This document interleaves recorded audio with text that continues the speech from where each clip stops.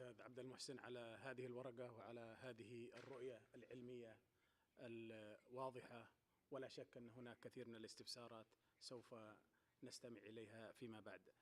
La deuxième intervention, c'est pour le professeur Dominique de Courcelles. Dominique de Courcelles est un docteur en sciences sociales, professeur d'histoire, de culture et de religion à l'université de Dauphine. Madame la professeure, vous avez la parole. Merci beaucoup.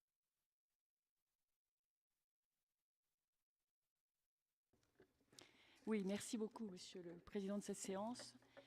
Et merci à l'UNESCO et à la délégation qui m'a invité à m'exprimer ce matin sur les questions d'éducation.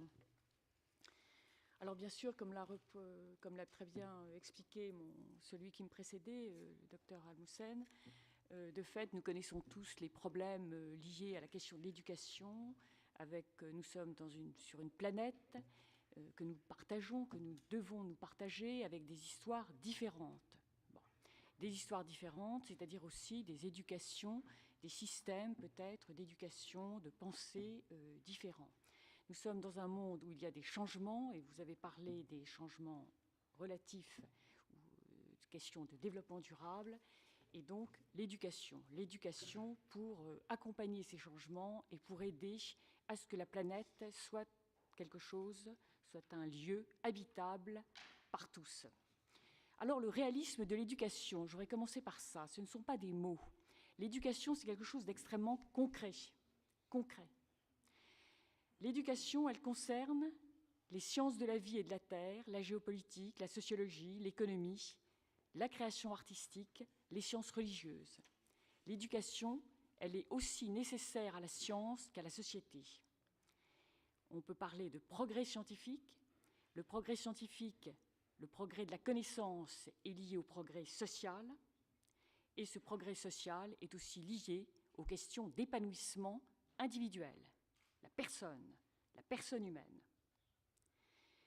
On sait qu'une personne, et il y a eu des statistiques là-dessus dans tous les pays du monde, une personne qui aura reçu une bonne éducation, entre guillemets, à la fois scientifique, mais également personnelle, humaine, spirituelle, l'être humain étant corps et âme, eh bien cette personne, elle participera davantage au progrès de son pays, elle aura plus de chances de contribuer à l'introduction de nouvelles technologies utiles pour son pays. Ce sera une personne qui sera pleine d'enthousiasme, de motivation, d'espoir. L'espérance, très important. Il nous faut un monde d'espérance. D'où l'importance de l'investissement dans l'éducation, la formation des personnes qui font société. Il faut donc des établissements de recherche et d'enseignement. Et quand on parle d'établissements de recherche et d'enseignement, chers collègues qui êtes ici, eh bien vous savez que ça coûte de l'argent. Il faut donc investir, il faut accepter dans nos pays de donner de l'argent pour ces établissements de recherche et d'enseignement. Il faut donner de l'argent pour former des enseignants responsables. L'enseignement primaire et secondaire est absolument, je dirais, fondamental. Pourquoi? L'éducation. Je voudrais ici rappeler une personne très importante dans la réflexion de notre contemporanéité. C'est le professeur Amartya Sen, un Indien. Amartya Sen, professeur de philosophie et d'économie à l'université Harvard, aux États-Unis, qui est auteur d'un livre, L'idée de justice. Il considère l'éducation, je cite Amartya Sen, comme une liberté substantielle, une capability. Qu'est-ce que ça veut dire? Eh bien, ça veut dire que l'éducation, elle va permettre le développement des capacités personnelles d'intelligence, mais aussi de bonté, de bienveillance, d'humanisme, capacités personnelles. Et cette éducation, elle doit donner à chaque personne éduquée les possibilités de choisir et d'agir dans une situation particulière, politique, sociale, économique, dans un pays, et capacité de choisir et d'agir en vue du bon, en vue du bien, en vue du juste, c'est-à-dire en tenant compte, comme l'a dit la personne qui parlait avant moi, en tenant compte du bon, du bien, du juste, pour soi, pour les autres, hommes et femmes, et pour le monde. Donc, les personnes, avec cette capability, elles peuvent réfléchir, elles peuvent avoir une pensée libre et indépendante, elles peuvent pratiquer la religion qu'elles ont choisie, elles peuvent choisir un métier, elles peuvent agir. Et elles peuvent exercer, avec leur liberté, des capacités de discernement et de jugement. Parce que la liberté, ce n'est pas n'importe quoi. C'est le fait de savoir discerner, de savoir juger, de ne pas attenter à la liberté de l'autre et être dans le respect de l'autre. Alors, question, est-ce que c'est le pouvoir politique qui doit imposer l'école et un système éducatif? C'est une question qu'on peut se poser tous. Une bonne politique ne doit-elle pas respecter aussi la raison pratique de l'individu? Et donc, vous voyez, l'importance, c'est ce que j'aurais plaidé ici aujourd'hui aussi, entre autres choses, l'importance d'un débat citoyen. Pouvoir organiser un débat public. Aujourd'hui, on est à l'ère de la mondialisation, il y a un énorme espace, mais est-ce qu'il y a véritablement un débat public? Est-ce qu'il y a un espace public dans ce monde? Un espace de débat où vraiment les gens peuvent débattre de ce qui est important pour eux. Et donc, en particulier, l'éducation. Et je voudrais rappeler ici que quand on parle d'éducation, il y a une chose que je trouve importante, c'est la question, vous savez, dans l'éducation, formation, on parle de formation, etc. La notion d'apprentissage est une notion intéressante et qu'il faut bien garder, qui peut quelquefois paraître un peu particulière sur certains types de métiers, etc. Mais la fonction d'apprentissage, elle implique le rapport entre un maître et des élèves. Et donc, avec des connaissances qui vont se transmettre, non seulement des connaissances techniques, mais également des connaissances humaines, existentielles. Et je pense que c'est très important. Ne pas oublier dans notre monde aujourd'hui, qui va si vite, avec l'ère d'Internet, de tout qui est virtuel, ou de beaucoup de choses virtuelles, l'importance du contact entre le maître et les élèves. Donc des connaissances fondamentales, on les a évoquées tout à l'heure, des connaissances scientifiques, connaissances dites de base, humanité, mathématiques, les sciences. Mais tout cela ne sont pas seulement, toutes ces connaissances, elles ne sont pas seulement fixes, ne sont pas seulement des données, mais elles sont aussi des liens. Elles doivent être des liens vivants et dynamiques avec l'expérience et la production d'œuvres et d'événements que l'on a su discerner et choisir. Ce sont des liens avec l'histoire, par exemple. La littérature, et en particulier la poésie. Et je me rappelle un jour d'une très belle conférence faite par l'excellence, le docteur Khaled Al-Ankari, pour qui j'ai une énorme admiration, qui justement citait la poésie dans ces déserts, qui animait les gens qui marchaient dans ces déserts. C'était extrêmement beau. Donc je voudrais seulement souligner et saluer ici son esprit. Bon. Donc, importance de la littérature, et en particulier de la poésie, qui s'adresse à toute l'humanité et à chaque personne, et qui participe à sa constitution éthique, esthétique, politique, contre tout totalitarisme, contre toute vision totalisante du monde. Et ça, c'est vrai de la littérature, la poésie, mais c'est également vrai de la peinture, de la musique, du cinéma, enfin de tout un ensemble de choses. Et le vivre ensemble, eh bien, c'est aussi un partage d'expériences de plaisir et de beauté, de respect de soi et des autres, de compassion et de solidarité, mais importance du partage des expériences de plaisir et de beauté. Il s'agit de laisser parler le monde pour être soi-même mieux capable de prendre part à différents types d'interactions dans le monde. Toutes ces expériences de plaisir et de beauté qui participent d'un patrimoine commun de l'humanité.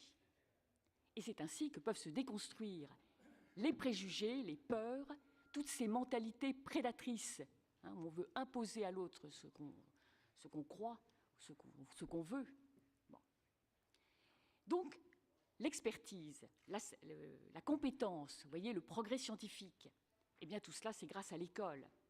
Mais il faut aussi la sagesse, grâce à des personnes qui sauront témoigner dans leur science, dans leur pratique de science, dans leur pratique technique, qui sauront témoigner de valeurs, de responsabilité, de juste partage.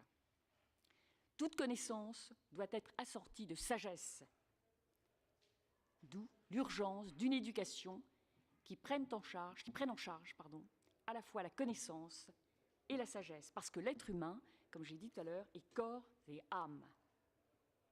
Donc tout ce qui concerne l'être et la société concerne aussi la spiritualité. La spiritualité embrasse tous les domaines qui touchent à l'humain.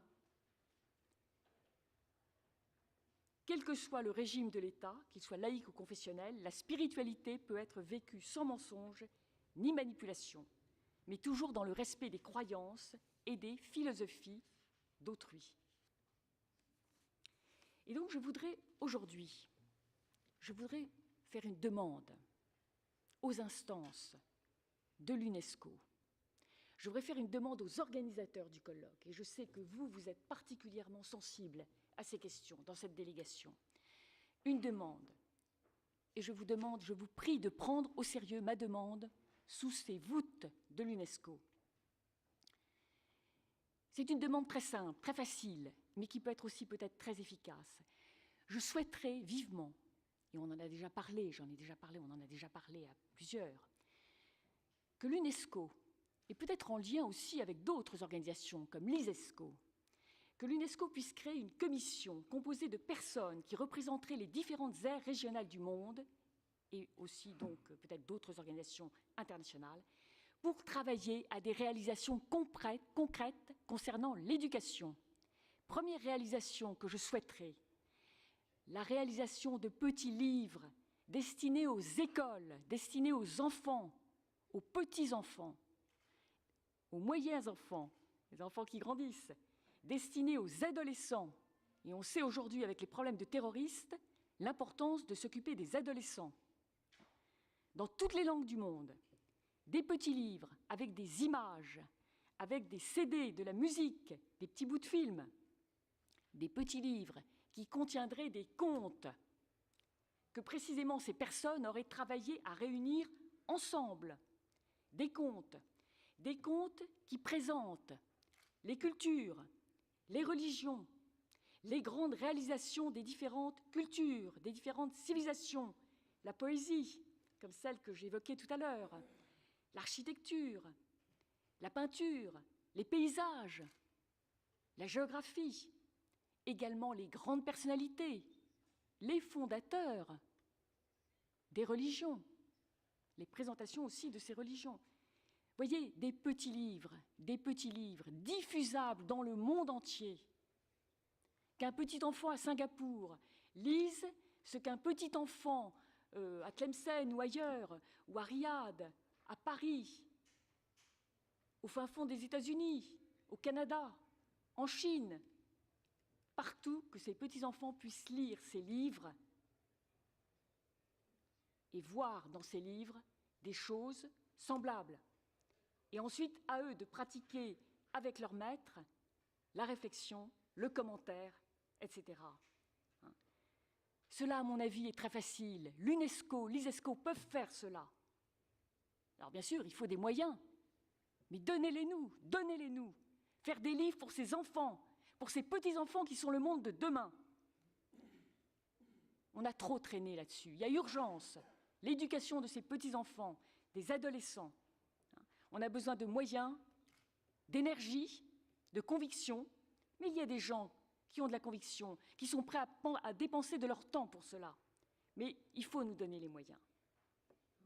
Ça, c'est la première chose que je demande. Pour les enfants, les adolescents, des livres dans toutes les langues du monde, diffusés partout, donnés partout, dans les écoles, en Afrique, en Asie, en Océanie, en Europe, en Amérique, partout, dans tous les pays. Ça, c'est la première demande, qui est la demande fondamentale, l'éducation des petits. Et puis, deuxième demande, mais qui est déjà bien commencée, mais qu'il faut encore plus développer la mobilité des étudiants, des chercheurs, des professeurs. Je vais vous raconter quelque chose. Moi, j'ai des doctorants et j'ai des étudiants, un peu de différents points du monde. Bon. Récemment, un de mes étudiants, qui ne fait pas une thèse directement avec moi, mais peu importe, mais avec qui que j'aide beaucoup pour sa thèse, que j'encadre, je participe à l'encadrement de sa thèse, il me disait, vous savez, madame, récemment, J'étais dans un parc et il y avait là d'autres étudiants. J'étais en train de pique-niquer. Il n'a pas beaucoup d'argent, donc il ne va pas au restaurant, évidemment. Il était là en train de pique-niquer, assis sur un banc. Et il y avait d'autres étudiants. Et ils se sont rapprochés, bon, pour mettre leur sandwich ou leur Coca-Cola ensemble. Et ils ont parlé. Or, ces deux étudiants qui se sont rencontrés, enfin, il y avait un petit groupe et puis un autre, ces étudiants qui se sont rencontrés, c'était des étudiants de pays qui sont en guerre, qui se haïssent, qui se tuent, qui sont prêts à se tuer.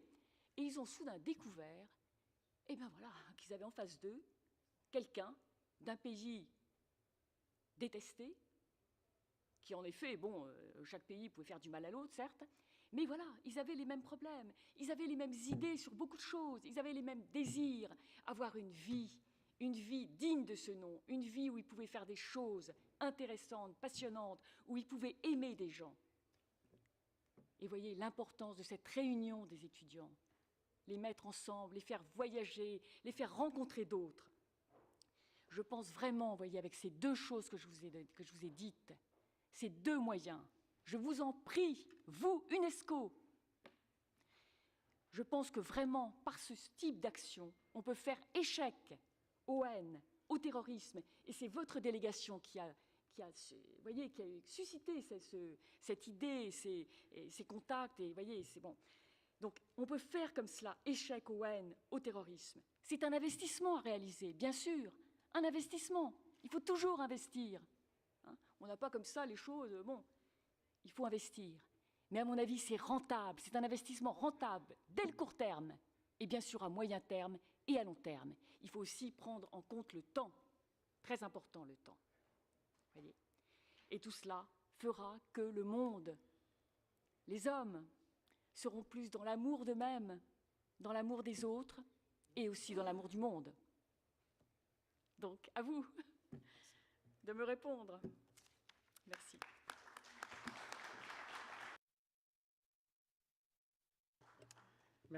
Merci beaucoup, Madame le professeur, pour cette vision